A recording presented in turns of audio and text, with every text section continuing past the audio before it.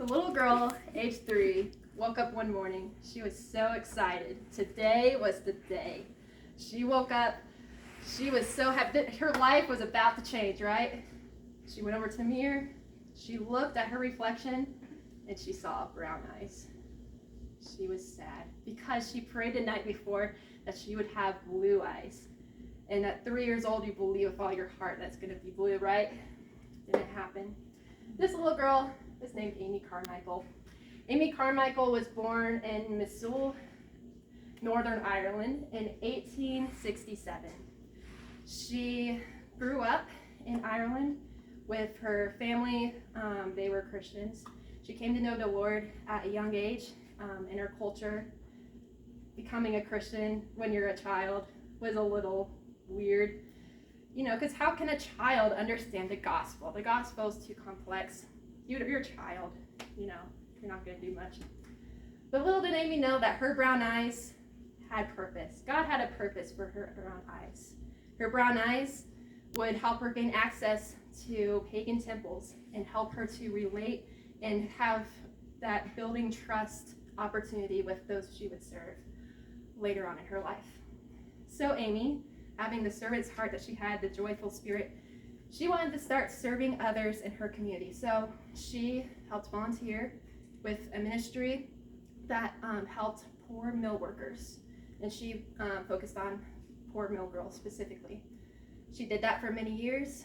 And then when she was older, about in her 20s, she went to a convention. And at that convention, there was the famous Hudson Taylor. Hudson Taylor had a great influence in China as a missionary before, and he spoke at this convention, and many people were there, and they were inspired to change lives. Amy was one of them. Amy had a nerve condition, though, so it was a little difficult to go out of the country. But she prayed, and she felt God lead her to go to India. First China, that didn't work, and she went to India. So she went to India, packed everything, never returned the rest of her life.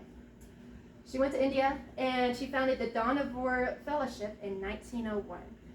There in India, she met a girl named Preena. Preena was a girl in child prostitution.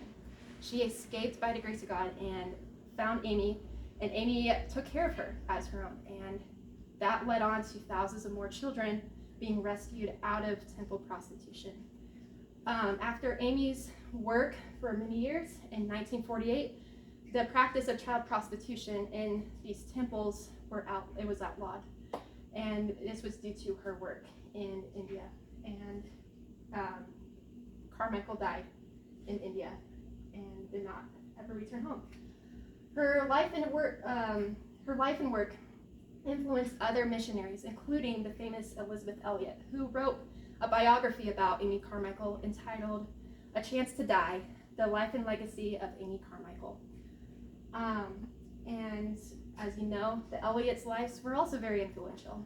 So with that to say, you never know how influential your life is going to be if you let God use you, because you were created for such a time as this.